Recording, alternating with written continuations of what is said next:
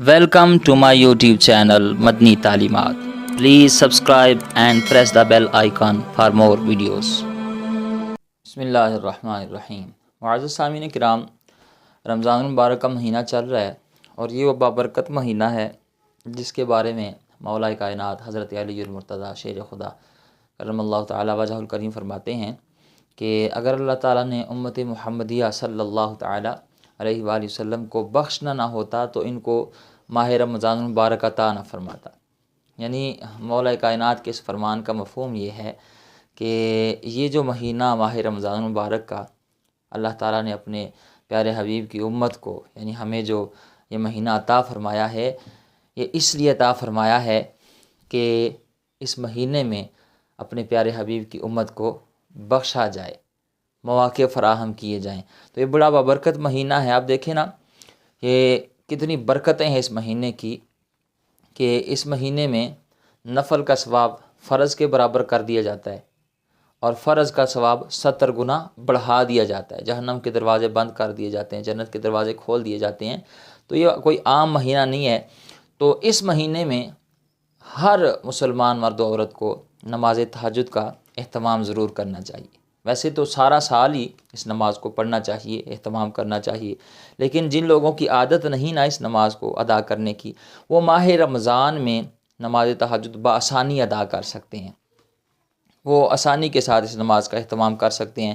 تو کوشش کرنی چاہیے ماہ رمضان مبارک کے جتنے دن باقی ہیں وہ نماز تہجد ہر جتنے بھی میرے دوست، میری مائیں بہنیں بیٹیاں اس ویڈیو کو دیکھ رہی ہیں، سن رہی ہیں، وہ ضرور جو ہے نا ماہ رمضان مبارک کی بابرکت ساتوں میں نماز تہجد کا اہتمام کریں. کوشش کر کے شوق ذوق کے ساتھ نماز تہجد کے نوافل ضرور ادا کیا کریں، کیونکہ یہ وہ نماز ہے جس کے بارے میں نبی مکرم شفیع معظم رحمت عالم صلی اللہ تعالی علیہ وآلہ وسلم نے ارشاد فرمایا کہ فرض نمازوں کے بعد سب سے افضل جو نفلی نماز ہے نا، وہ نماز تہجد کی نماز ہے.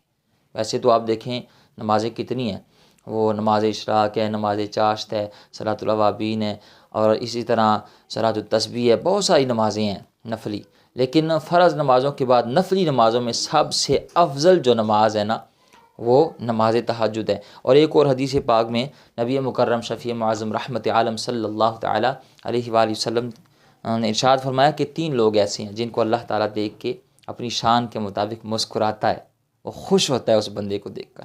وہ 3 لوگ کون سے ہیں؟ ایک جو نماز کے لیے صفیں درست کرتے ہیں، اور دوسرے وہ لوگ جو جہاد کے لیے صفیں درست کرتے ہیں، اور تیسرا وہ لوگ جو نماز تہجد کے لیے اٹھتے ہیں اور نماز تہجد ادا کرتے ہیں. ان کو اللہ تعالیٰ دیکھ کے اپنی شان کے مطابق مسکراتا ہے اور خوش ہوتا ہے.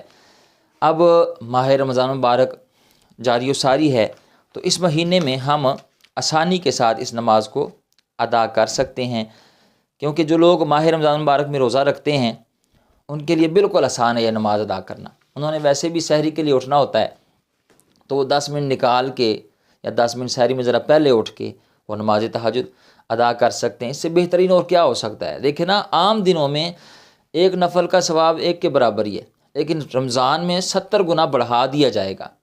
اور تہجد ویسے ہی بڑی فضیلت والی نماز ہے. تو یہ ضرور کوشش کریں، تمام میری مائیں بہنیں بیٹیاں اور تمام میرے بزرگ، میرے دوست، نوجوان، کوشش کر کے اس نماز کو ادا کرنے کا. اب اس نماز کا طریقہ کیا ہے؟ نیت کیسے کریں گے؟ وقت کب تک ہوتا ہے؟ رکعتیں کتنی پڑھنی چاہیے؟ سورتیں کون سی پڑھنی چاہیے؟ اور سورہ اخلاص کتنی بار پڑھنی چاہیے؟ کیا سورہ اخلاص کے علاوہ کوئی اور سورت بھی پڑھ سکتے ہیں؟ نہیں. یہ ساری چیزیں مکمل تفصیل کے ساتھ میں آپ کو بتاتا ہوں. آپ دھیان سے توجہ کے ساتھ یہ ویڈیو دیکھیں اور کوشش کریں. یہ جتنے دن باقی ہیں ماہ رمضان مبارک کے، بعد میں بھی پڑھ سکتے ہیں، لیکن ان دنوں میں تو ضرور اس نماز کا اہتمام کریں. سب سے پہلے کہ اس نماز کا وقت کب شروع ہوتا ہے، تو یاد رکھیں جب آپ نماز کے فرض، عشاء کی نماز کے فرض ادا کر لیتے ہیں نا، اس کے بعد نماز تہجد کا وقت شروع ہو جاتا ہے. یعنی رات کے کسی بھی وقت آپ اٹھ کے آپ عشاء کی نماز پڑھی، آپ سو گئے، سونے کے بعد آپ 10 بجے اٹھ پڑے، 11 بجے اٹھ پڑے، 12 بجے اٹھ پڑے، تو آپ نماز تہجد کے نفل ادا کر سکتے ہیں. یعنی عشاء کی نماز کے بعد اس کا وقت شروع ہو جاتا ہے. اور اس کا وقت کب ختم ہوتا ہے؟ تو یاد رکھیں جب فجر کا وقت شروع ہو جاتا ہے، فجر کی نماز کا وقت شروع ہو جاتا ہے، تو تہجد کی نماز کا وقت ختم ہو جاتا ہے. یا اور آسان کر دیتا ہوں، ماہ رمضان میں جب سحری کا وقت ختم ہو جاتا ہے نا، جب سحری کا وقت ختم ہو جاتا ہے تو تب ساتھ ہی نماز تہجد کا بھی وقت ختم ہو جاتا ہے۔ تو یہ تو تھا وقت۔ اب اس کی رکعتیں کتنی پڑھنی ہیں، تو یاد رکھیں آپ کے پاس اگر وقت ہے تو آپ 12 رکعتیں بھی پڑھ سکتے ہیں، وقت کم ہے تو 10 پڑھ لیں، 8 پڑھ لیں، 6 پڑھ لیں، 4 پڑھ لیں، بالکل کم وقت ہے تو آپ 2 پڑھ لیں۔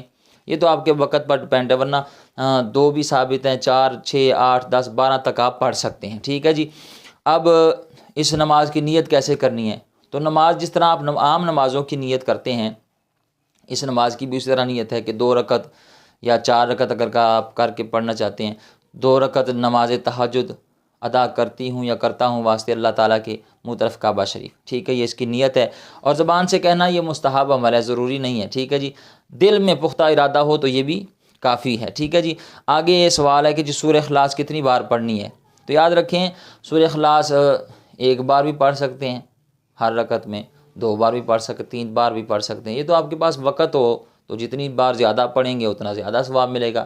لیکن ایسا کوئی بھی مسئلہ نہیں ہے کہ اگر کسی نے 8 بار نہ پڑھی، 4 بار نہ پڑھی تو اس کی نماز تہجد ادا نہیں ہوگی۔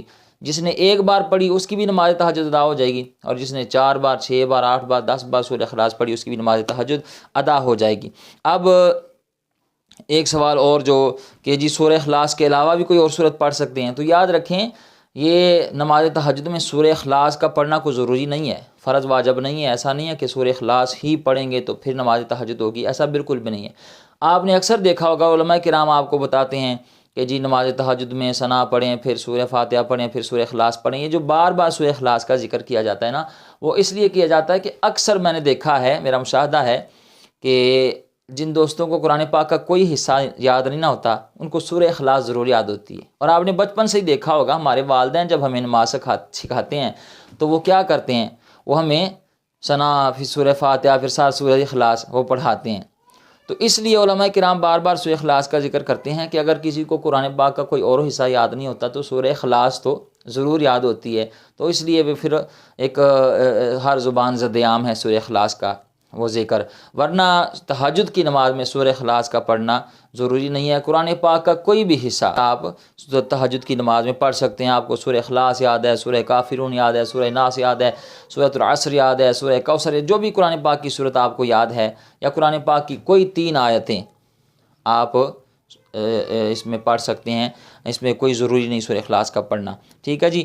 اب اس کا طریقہ کیا ہے، تو طریقہ یہی ہے کہ نیت میں نے بتا دی، نیت کر لی، اس کے بعد آپ تکبیر تحریمہ کہیں گے، ہاتھ باندھ لیں، ہاتھ باندھنے کے بعد آپ نے ثنا پڑھنی ہے، سبحانک اللہم و بحمدک و تبارک اسمک و تعالی جدک و لا الہ غیرک، پھر تعوذ اور تسمیہ، پھر سورہ فاتحہ، پھر سورہ فاتحہ کے بعد بسم اللہ پڑھ کے آپ نے سورہ اخلاص پڑھنی ہے، یا جو بھی قرآن پاک کا آپ حصہ پڑھنا چاہتے ہیں وہ پڑھ کے آپ نے پھر رکوع میں جانا ہے، رکوع میں تسبیحات پڑھ کے پھر 2 سجدے کرنے ہیں، پھر دوسری رکعت کے جو اٹھنا ہے بسم اللہ پڑھنی ہے، بسم اللہ پڑھ کے پھر آپ نے سورہ فاتحہ پڑھنی ہے، ساتھ کوئی سورت ملانی ہے، ٹھیک ہے جی۔ اس طرح 2 رکعتیں مکمل کر کے سلام پھیر دیں گے، 2 رکعتیں کر کے اس طرح آپ 12 پڑھ سکتے ہیں، 6 پڑھ سکتے ہیں، 8 پڑھ سکتے ہیں، یہ اس کا طریقہ ہے۔